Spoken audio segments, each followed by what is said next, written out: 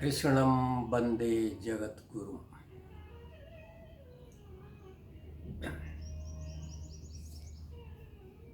आज के जो विषय वस्तु है वो है आनंदोहम, अमृतोहम।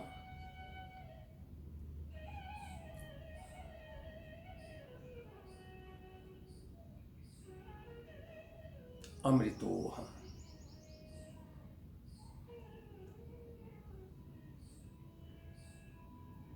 ये अमृत, ये अमृत का ज्ञान, ये अपने चेतना में है और इसके अधिपति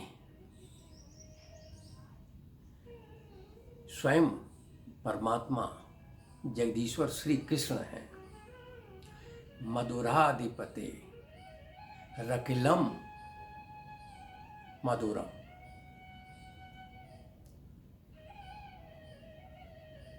अमृत के अधिपति हैं जगदीश्वर श्री कृष्ण। अमृतो अस्मि। जब परमात्मा ये अमृतमयी है,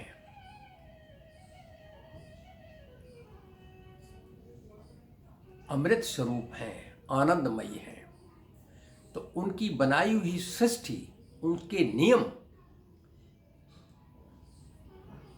ये भी अमृत स्वरूप है।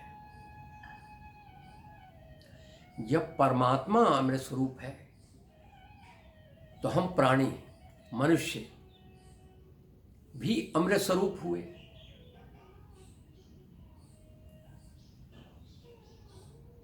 तो ये कैसे हम जान पाए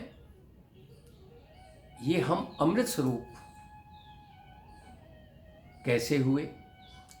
ये ज्ञान, कहते हैं कि ज्ञानम अमृतम, ज्ञानम चेतनायाम निहितम।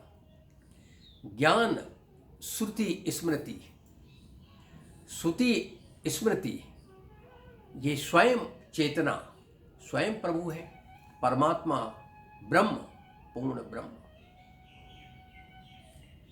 तो हम अलग कहाँ हुए? ये प्राणी, मनुष्य, स्त्री और पुरुष, ये भी तो अमृत स्वरूप हुए।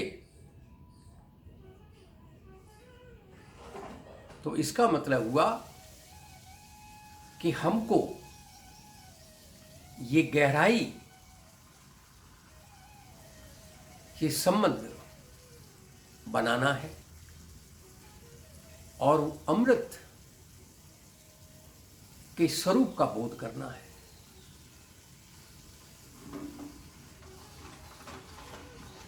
और ये बाहर कहीं नहीं है, ये जो नेचर है, परमात्मा की बनाई हुई जो प्रकृति है, स्वयं परमात्मा इस प्रकृति के रचयिता है, अध्यक्ष है, अधिपति है।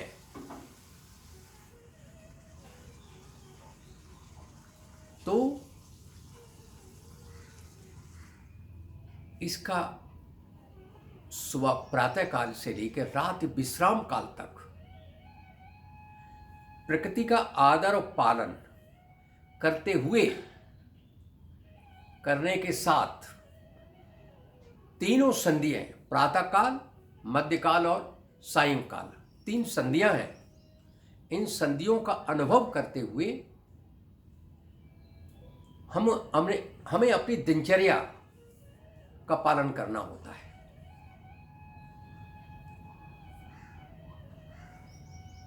ये अमृत, ये गहराई, परमात्मा के गुण, इस सृष्टि रचयिता के गुण, प्रकृति के गुण, तब आपके अंदर आ पाएंगे। तब आप जान पाएंगे कि ये सृष्टि, परमात्मा अमृत स्वरूप है।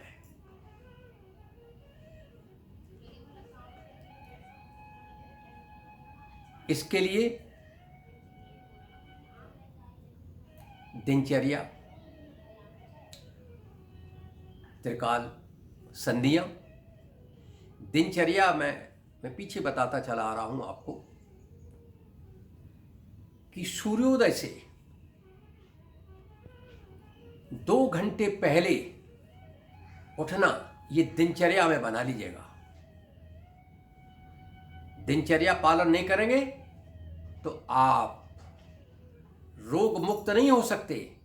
रोग धीरे धीरे आपके देह में, शरीर में प्रविष्ट होते चले जाएंगे। धीरे धीरे जरा व्याधि और वात, पित्त और कफ, त्रिदोष, ये आपको अंत समय आने तक जकड़ लेंगे, पूरे कब्जा कर लेंगे। फिर आप परमात्मा का नाम भी नहीं ले पाएंगे और जीवन आपका व्यर्थ हो जाएगा, अल्पकाल में चले जाएंगे, आयु पूरी नहीं कर सकते हैं। मैं कहता चला आया हूँ कि इस कलयुग में शतायु हो जाए तो बहुत है, लेकिन ये उम्र 125 ईयर्स, 125 साल भी आप निरोग आनंद उत्सव की तरफ, संघर्ष नहीं। आप आए हैं तो संघर्ष करने के लिए नहीं, किसी में रोटी कपड़ा मकान और इसी में ही उलझे हुए, स्वास्थ्य शिक्षा इसी में, वो शिक्षा, आधुनिक शिक्षा, भौतिक शिक्षा, जिससे अर्थोपार्जन तो कर ले, लेकिन अपने बारे में कुछ पता नहीं है। दिनचर्या क्या हो पता नहीं है, संस्कार क्या हो पता नहीं है। जो संस्कार बताए जा रहे हैं वो संस्कार नहीं है, उसको संस्कार नहीं कहा जा सकता है, वो तो गुमराह, भ्रमित किया जा रहा है। संस्कार वो हैं जो प्राचीन संस्कृति थी हमारी, उसमें दिनचर्या थी। तो सूर्योदय से 2 घंटे पहले संधि, प्रथम संधि आती है प्रातःकाल की, सूर्योदय पर। तो ये सूर्योदय से पहले आपने उठना जागना, ये तो पहले बता चुका हूं। इस संधि आते आते आपने संधि, सूर्य उदय हो रहा है, सूर्य उदय पे तो आपने सूर्य दर्शन, सूर्य देव, वहां से आपको तेज मिलेगा, वहां से आपकी शक्ति प्रदान होगी, प्रत्यक्ष देव है। और इस सूर्य देव के इर्द गिर्द ये तारे, ये पृथ्वी, ये नक्षत्र सब मूव्स अराउंड, चक्कर काटते हैं, क्योंकि सूर्य ने परमात्मा नारायण से सीधा रिश्ता बनाया हुआ है, जोड़ा हुआ है, सीधी कनेक्टिविटी है। आप भी सूर्य दर्शन सुबह सुबह करते हैं, सीधी, मैंने बताया कैसे दर्शन करने और कैसे आपको लाभ होने वाला है, आप भी किया करें। सूर्योदय से पहले दिनचर्या आपने पूरी कर ली, प्राणायाम कर लिया, ध्यान कर लिया, जप कर लिया, श्रवण कर लिया, अपने परमात्मा का नाम, परमात्मा का जो अटूट ध्वनि, ये ध्वनि का श्रवण कर लिया। यही तो परमात्मा है, यही तो महाप्राण है, यही तो आत्मा है, आत्मा परमात्मा। श्रवण कर लिया। श्रवण करने का मैंने बताया 1 मिनट में 15 बार आप श्वास लेते हैं, प्राण वायु लेते हैं, इसमें प्राण निहित है। 1 मिनट में 15 बार आप ऊपर जाते हैं, 15 बार नीचे आते हैं, श्वास लेते हैं, श्वास छोड़ते हैं। ये प्राण, महाप्राण का श्रवण। आंखें बंद करके आप पहले ही मानसिक रूप से, आप दृष्टि सामने है, आंखें बंद हैं और ये प्राण के साथ में आप श्रवण कर रहे हैं, इसको प्राण के साथ में चल रहे हैं, यात्रा हो रही है आपकी। 1 मिनट से स्टार्ट करें, फिर आप बढ़ाते जाइए श्रवण। इसी में प्रभु का नाम, योग कर लिया, 2-2 4, तो महाप्राण योग हो जाता है। प्राणायाम, ध्यान करते हैं, ध्यान क्या करते हैं, वहीं तुम्हारा महाप्राणायाम होता है। पहले प्राणायाम कर लेते हैं। प्राणायाम क्या है, बिल्कुल सरल, जो मैं बता रहा हूँ इसमें कोई कठिनाई नहीं है। ये तो कठिनाई बताने वालों ने कठिन बना दिया है। कुछ कठिन नहीं है, कुछ कठिन नहीं है, सहज है, सरल है। बस आलस्य छोड़ना है, संयम से ये दिनचर्या का पालन करना है और ये करते चलना है। आपका जीवन देखिए कितना अमृतमयी हो जाएगा, आनंद उत्सव की तरह जीने का सलीका आ जाएगा और आप अपने जीवन में सफल हो जाएंगे, जगत हित भी करते चले आएंगे। जो काम कर रहे हैं बस इतना ख्याल रखना है, जो काम कर रहे हैं दूसरे का अहित तो नहीं हो रहा है। निष्काम भाव काम कहते हैं। अपना काम करते चलिए, परिवार का लालन पोषण, अंत में आसक्ति विहीन, फिर आपका परमात्मा से सीधा सीधा नाता रिश्ता जुड़ गया।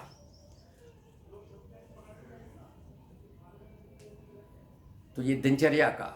इसके बाद मध्यकाल। मध्यकाल स्वयं परमात्मा नारायण का समय होता है। सुबह बताया कि सूर्योदय के 2 घंटे के अंदर आपने ब्रेकफास्ट, नाश्ता करना है, हल्का करना है, करना जरूर है, वरना आपकी नाभि के बाएं तरफ जठर होता है, उसमें अग्नि प्रज्वलित होने लगती है। खाली पेट होता है तो सुबह, क्योंकि उससे पहले नहाना धोना, लघु संज्ञा दीर्घ संज्ञा सारा क्रियाएं करके आपने ये ध्यान प्राणायाम ये सब मुद्रा एटसेट्रा करनी होती है सुबह सुबह। विद्यार्थियों को पठन पाठन में ध्यान देना चाहिए, लेकिन फिर भी जो काम नित्य काम है, नित्य क्रियाएं हैं, वो तो करनी होती है। इसमें माताएं, बहनें, बेटियां सब इसको कर सकती हैं और सब इसका लाभ, आनंद उत्सव का लाभ, अमृत का लाभ प्राप्त कर सकती हैं। तो 2 घंटे के अंदर कुछ न कुछ खाना है, वरना जठर अग्नि प्रज्वलित हो जाती है और फिर शरीर को रोग पैदा कर देती है। रोक नहीं पाओगे तो दिनचर्या में शामिल कर लीजिएगा। प्राचीन काल में दिनचर्या होती थी,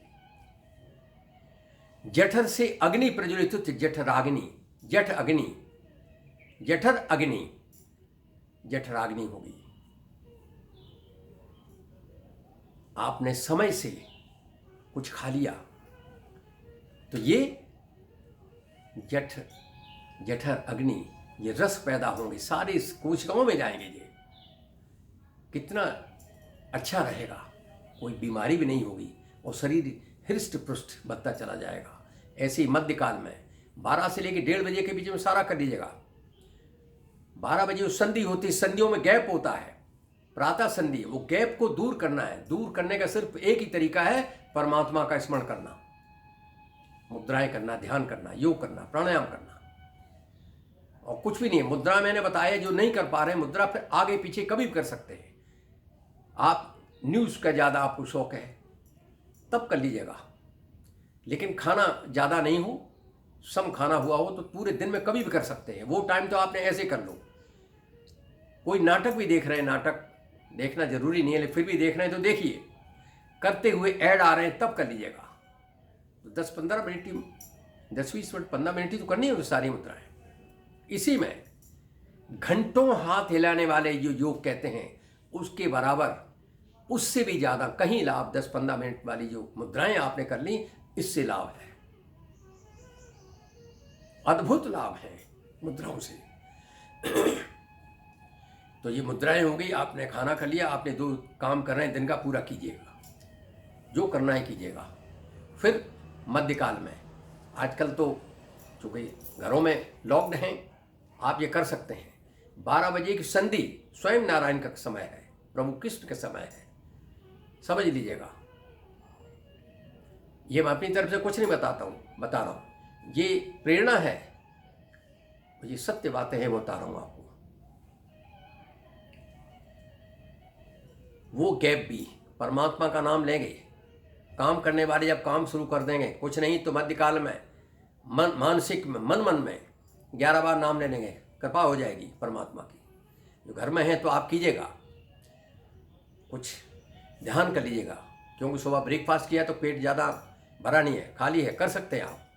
ध्यान कर लीजिएगा, नाम लीजिएगा, महाप्राण योग कर लीजिएगा, मुद्राएं कर लीजिएगा, जो चाहे कर लीजिएगा, और लेकिन समय से आपने खाना खाइएगा, हल्का कीजिएगा।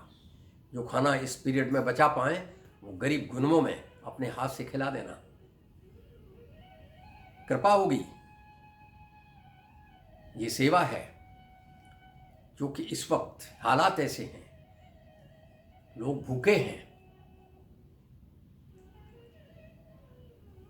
ये भूख किसने दी, इस पर नहीं जाना चाहूंगा। सायंकाल वो संधि, सूर्य अस्त होने जा रहा है, रात्रि शुरू होने जा रही है। उस संधि पर, उस संधि से पहले आपने दिनचर्या शुरू करनी, और संधि के बाद भी उस संधि में जरूर दिनचर्या हो। यही श्रवण मुद्रा, प्राणायाम, ध्यान, जप, तप जो चाहे कर लीजिएगा। ध्यान से जितना कर पाएंगे, ये प्रत्येक व्यक्ति के जीवन में 1 घंटा कम से कम होनी चाहिए। 1 घंटा होगी तो 1 घंटा आपकी उम्र बढ़ गई। प्राणायाम करें, मुद्रा करें या ध्यान करें, 1 घंटा आपने तीनों में कर लिया तो 1 घंटे आपकी उम्र बढ़ गई, और शरीर आपका निरोग होने की तरफ बढ़ रहा है। रोग है तो रोग निरोग होना शुरू हो जाएंगे, जिनको नहीं है रोग होगा नहीं। शांति, फिर सुनिएगा, शांति बेला, सूर्यास्त से 2 घंटे के अंदर आपने कुछ न कुछ खा लीजिएगा, चाहे हल्का खाएं। कोशिश करें, कोशिश तो करें यहां तक पहुंचने का। जब कोशिश करेंगे, कोशिश सफल भी होगी। ये दिनचर्या आपकी, क्यों? उस वक्त भी जठर, नाभि के बाएं हाथ में एक थैली होती है, वो जठर बोलते हैं। जठर, उसमें अग्नि प्रज्वलित हो जाती है। तो प्रज्वलन से पहले आपने कुछ खा लेंगे तो कितना बढ़िया डाइजेशन आपका रहेगा, एसिडिटी नहीं होगी। मुद्राएं कर ही रहे हैं आप। आपका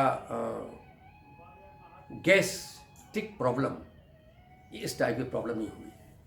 और एक बात का और ध्यान रखें, चाहे ब्रेकफास्ट कर रहे हैं या खाना खा रहे हैं, खाना खाने के पहले पानी पी लीजिएगा, चलेगा। थोड़ा सा पहले पी लीजिएगा तो चलेगा, लेकिन खाना खाने के 1 घंटे बाद पानी पीना है, चाहे लंच है चाहे डिनर है। वरना ये डाइजेशन प्रॉब्लम, गैसी प्रॉब्लम, शरीर में अनेक रोग आप रोक नहीं सकते। धीरे धीरे ये रोग पकड़ लेते हैं। शुगर की पेशेंट हो रही, शुगर के मरीज बढ़ रहे हैं बहुतायत में। इसकी जड़ में जाने की कोशिश की है। मैं त्रिदोष की बात कर चुका हूं कल। वात, पित्त, कफ,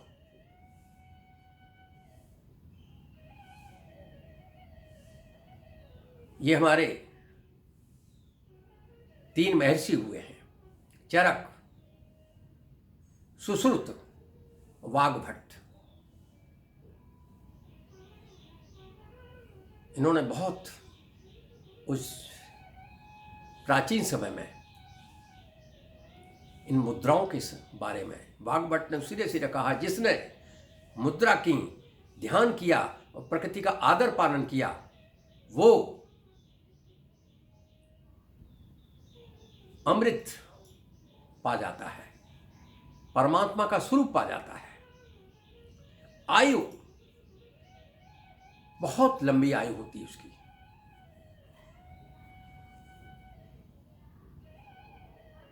चीता जैसी फुर्ती होती है, शेर जैसा साहस उसमें आ जाता है। शरीर में रोग नहीं होता है।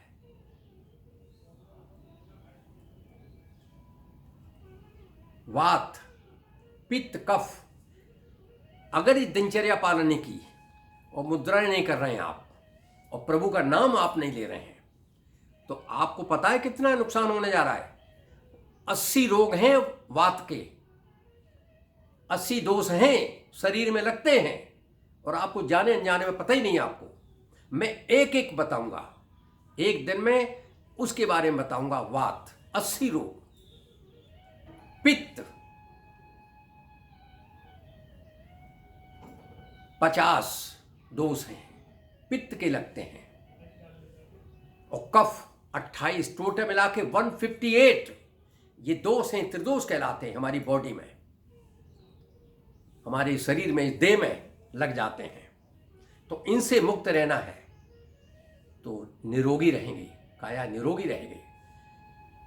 अल्प आयु में कभी आपकी मृत्यु नहीं होगी। इस वक्त कितना भय खौफ है। तो सीधा सीधा मैं कहता चला रहा हूं, आप मुद्राएं शुरू कर दीजिएगा। परमात्मा का नाम स्मरण करना, ईश्वर, संदेह नहीं करें। आप भौतिकवाद में आकंठ डूब गए हैं। कामनाएं, राग, द्वेष, छल, कपट, इसी में आनंद, इसी में ढूंढ रहे हैं। एक के पीछे एक लगा हुआ है कि हमें इसके माध्यम से स्वार्थ लेके घूम रहे हैं।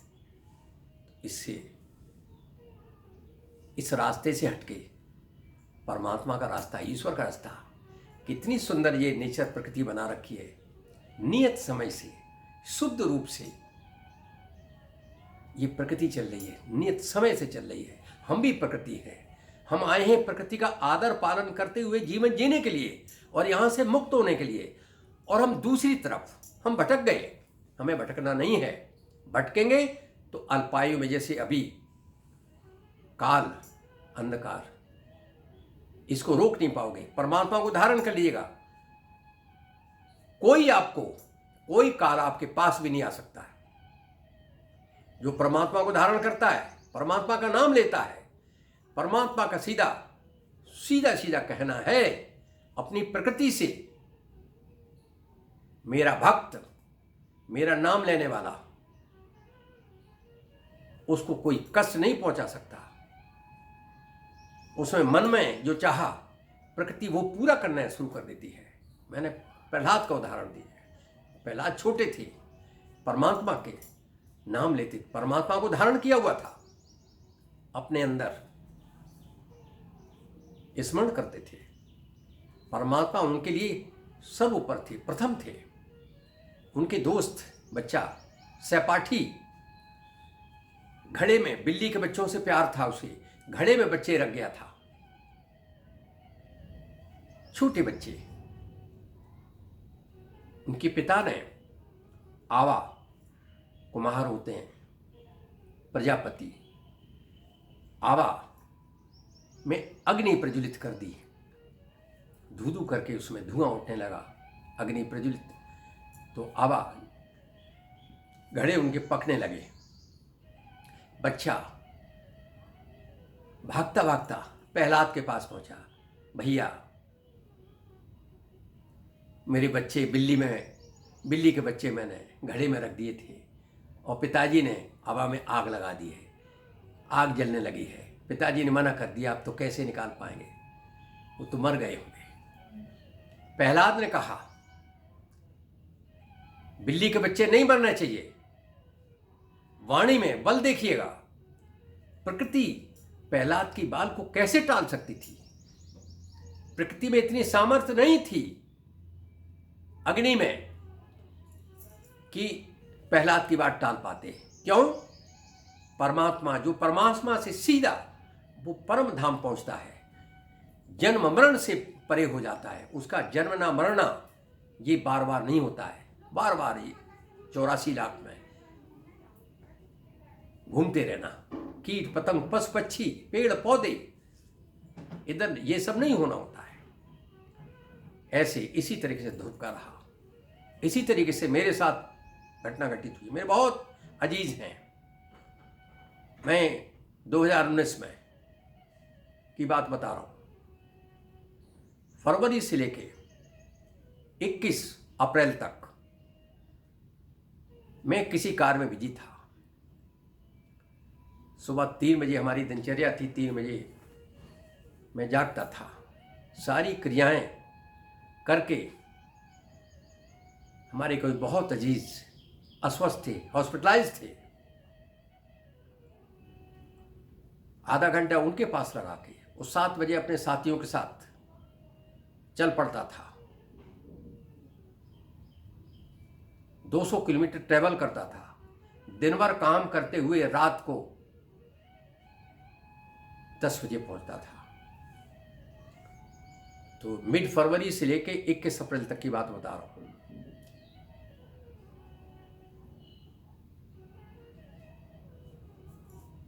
हमारे अजीज चले गए। हफ्ते में 5 दिन जाता था। अजीज चले गए। हेवनली अबाउट 2 घंटे तक मैंने परमात्मा से, मैंने प्रकृति से गुहार लगाई, इनको नहीं जाना है, इनको रहना है, इनको जीवन दान दीजिएगा। 2 घंटे बाद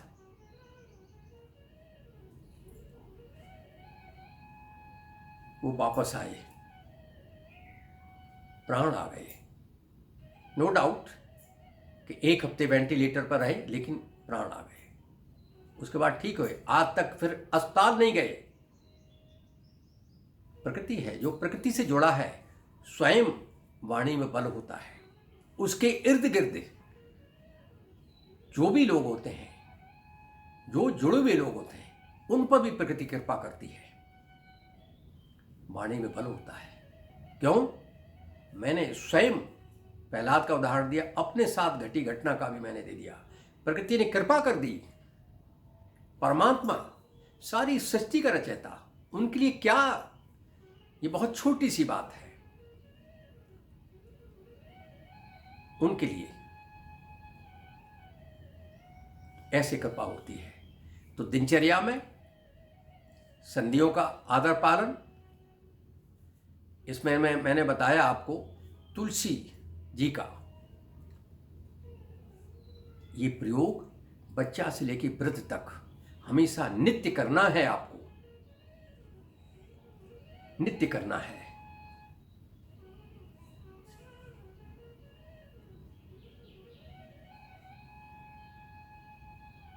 प्रकृति का आदर पालन करना है, संधियों का, मुद्राएं करनी है, खान पान का ध्यान रखना है। मुद्राओं से मैंने बताया ना, ये त्रिदोष 158 है। ये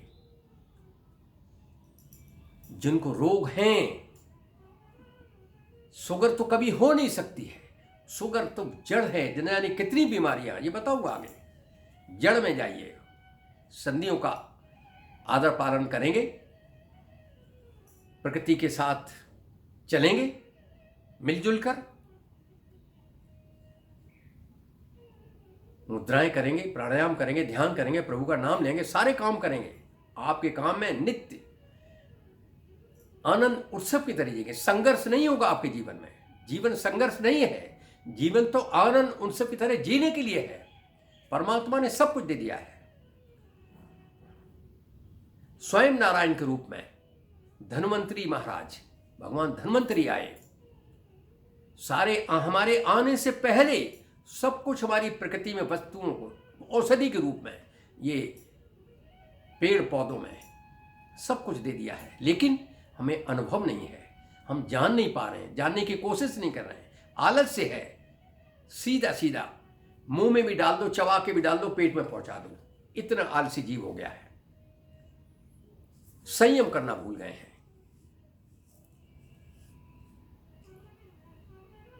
उनके 2 शिष्य हुए प्राचीन काल में। असुरी कुमार उनका नाम था।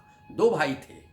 उनको ये विद्या, उनको ये ज्ञान स्वयं नारायण ने, धन्वंतरी भगवान ने दिया था।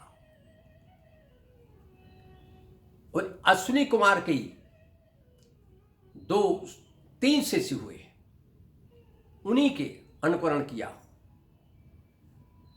वो थे चरक, सुश्रुत, वाग्भट, जिनका मैंने नाम लिया। महर्षि थे। सारा ये ज्ञान लेकिन बाहर नहीं है, ये प्रकृति में, हमारी चेतना में है। हमें चेतना को ऊर्ध्वगामी, गहराई से परमात्मा से संबंध, ये सृष्टि चेतना रूप है। ऊपर ऊपर जड़ प्रकृति दिख रही, वो जड़ है। अंदर अंदर परा चेतना रूप है। वो चेतना के 7 अवस्थाएं हैं। मैंने कहा हर अवस्था का स्पंदन अलग है, हर अवस्था की भाषा अलग है। हम कितना पहुंच पाए, हमें वही दुनिया हमारी है। प्रवृत्ति का खेल है। हमें सद प्रवृत्ति बनाते हुए परमात्मा से जुड़ना है। इसमें रजोगुण वृत्ति या तमोगुण से जाते हुए परमात्मा को नहीं प्राप्त कर पाओगे आप। सीधा परमात्मा कहते हैं, जो लोग मुझे अनन्य भाव से मेरा चिंतन करते हैं। अनन्य भाव से मतलब है कि दूसरे का अहित कोई भी काम करें, परमात्मा को हाजिर नाजिर समझ के परमात्मा को आगे रख के, परमात्मा आपके लिए काम है, आप समझे। अनन्या चिंतयन्तु माम मामेकम शरणम व्रज। तो ये परमात्मा स्वयं का मन मना भव मत भक्तो, मेरा भक्त बनिए, मेरा नाम स्मरण कीजिएगा। और उस वक्त ये भी कह दिया था, सर्वधर्मान परित्यज्य, 5000 साल पहले, मामेकम शरणम व्रज। ये सारे मनुष्य के बनाए हुए धर्म नीति, ये कैसे कैसे धर्म स्वयं कहा था, सब धर्म कर्म को छोड़ के मेरे शरण में आ जाओ, मैं मुक्त कर दूंगा, मैं अमृत प्रदान कर दूंगा, कहीं कोई कष्ट नहीं होगा, सिर्फ मेरी शरण में आ जाओ। मेरी बनाई हुई प्रकृति है, उसके साथ आदर पालन करते हुए आपको जीवन जीना है। हो गया काम, सफल हो जाओगे। सफल होने का कहा, योगस्था कुर कर्माणि सहजम सहजम कर्म करते, सहज हो जाओ, संयम करो, आलस्य छोड़ दो। योगस्था कुर कर्माणि, योगस्थ योग, ये जो मैं बता रहा हूं, परमात्मा का नाम लेना, स्मरण करना, महाप्राण योग स्मरण करना, श्रवण करना, श्रवण करना आ गया आपको, तो वही उसी से 2 2 4 परमात्मा का नाम महाप्राण योग हो गया।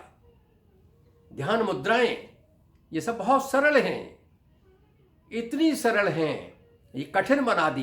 कठिन कुछ नहीं है।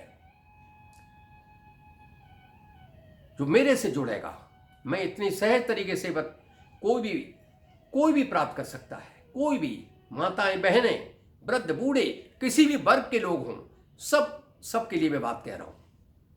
सबको देने को तैयार हूं। जो प्रेरणा है, जो मैंने अर्जित किया है, जो मैं कर रहा हूं, नित्य इसका अनुभव कर रहा हूं और बांट रहा हूं। योगस्था कुर कर्माणि, योगा कर्मस कौशलम, तो कुशलता आएगी जीवन में, कौशल। निर्द्वंदो नित्य सत्तस्तो, निर्द्वंद होके काम, निर्द्वंद होना है। और नित्य सत्ता, मुझ परमात्मा, मुझे स्मरण करना, मुझे धारण करो, मेरा नाम लो। मैंने ही प्रकृति बनाई, मैं ही प्रकृति का अध्यक्ष हूं। आप भी प्रकृति हैं, आपके अंदर मैं हूं। आपके अंदर बच्चा मां के पेट में होता है, तो कौन ध्यान रखना है? कौन उसके 2-3 महीने के बाद में अष्टांग, सारा शरीर मां गुफा में, गुफा के अंदर भी गुफा में, नाभि से कनेक्शन होता है। जब बाहर बच्चा आता है तब नाभि से डिस्कनेक्शन होता है। कौन ध्यान रख रहा था? परमात्मा। कोई मनुष्य रख रहा था? नहीं। सारा मां के पेट में भी, पाराशर ऋषि ने मां के पेट में सारा ज्ञान, व्यास जी के पिता थे पाराशर ऋषि, महर्षि व्यास जी, उनके पिता, सारा ज्ञान माता से, पिता से, माता से श्रवण कर लिया था। माता जो बातें करती थी और बच्चा अंदर श्रवण है। और भी उदाहरण है, अभिमन्यु का उदाहरण आपने सुना होगा। सब कुछ ज्ञान उन्होंने जो सुना धारण कर लिया था। तो ये ज्ञान है, परमात्मा का ज्ञान। तो ये जीवन को अमृतोहम, आनंदोहम,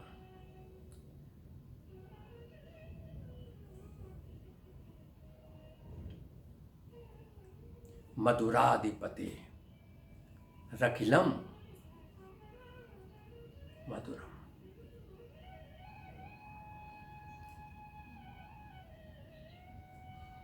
मृत्युर्मा अमृतम गमय।